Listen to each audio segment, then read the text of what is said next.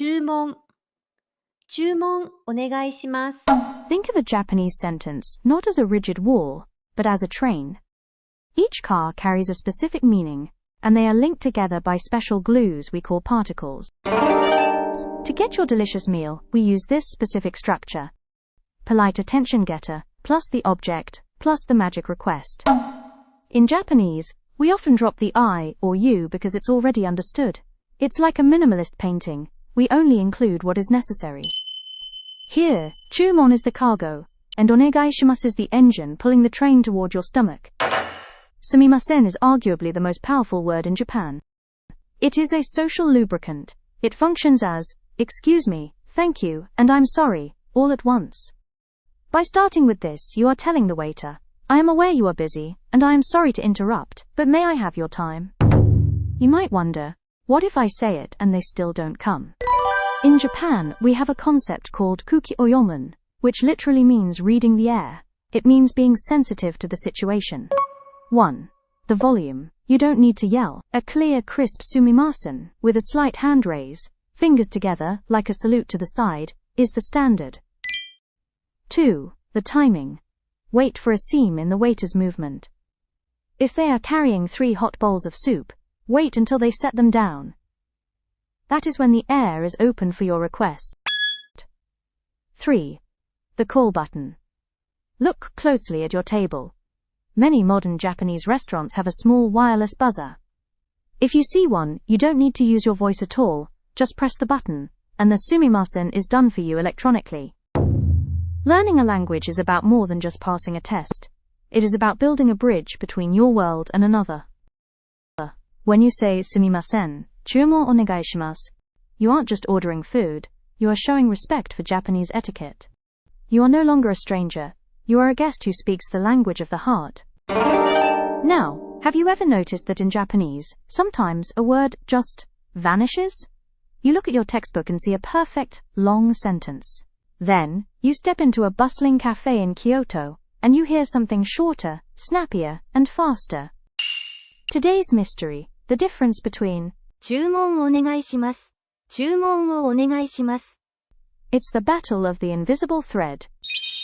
As we discussed, the particle O is the targeting glue. It connects the object, the order, to the action, requesting. Object or request. With O. By including the particle, the sentence feels complete. It sounds very polite and intentional. It's perfect for a high-end restaurant or a formal setting. Without O, in spoken Japanese, we often drop the glue when the meaning is crystal clear. It sounds more rhythmic and efficient. In Japan, especially in busy places like a bustling izakaya or a ramen shop, speed is a form of politeness. If you drop the O, you aren't being rude, you are being efficient. By shortening the phrase to Chūmon onegaishimasu, you help the busy staff catch your intent instantly. It's the linguistic equivalent of a quick, respectful nod, rather than a deep, formal bow. Think of particles like buttons on a shirt. In a job interview, you button them all, Chūmon onegaishimasu. When grabbing lunch with friends, leaving the top button open, Chūmon onegaishimasu, feels more natural and relaxed. If you are at a fast food counter or a busy ramen shop, go with the snappy Chūmon onegaishimasu. If you are at a high-end hotel or a fancy traditional ryokan, use the elegant Chūmon onegaishimasu. Both are perfectly correct and polite because you are using onegaishimasu. Don't stress too much about the missing glue. The staff will be happy as long as you speak with a smile. Teikuauto. Teikuauto de. To tell a shopkeeper how you want your food, we use the particle de. Think of de as a mode switch. It tells the listener how or by what means the action is happening, whether you are using a spoon or, in this case, choosing takeout mode. De is the glue that connects your choice to the request. Can you add onegaishimasu? Yes. In fact, it makes you sound like a sophisticated and polite guest. Selection mode, de onegaishimasu. While you can simply say, Teikuauto de, mode takeout. Adding onegaishimasu turns a statement into a request. It changes the vibe from takeout mode to takeout mode, please. It is always better to be too polite than not polite enough when you are a guest. You might notice that Teikuauto sounds just like English. This is katakana. Using it makes you sound modern. Think of a Starbucks or a trendy burger joint. However, mochikaeri is a native Japanese word. It literally means carry and return. If you are at a traditional bento shop or a family-run sushi place, using mochikaeri de onegaishimasu shows a deep respect for the native language.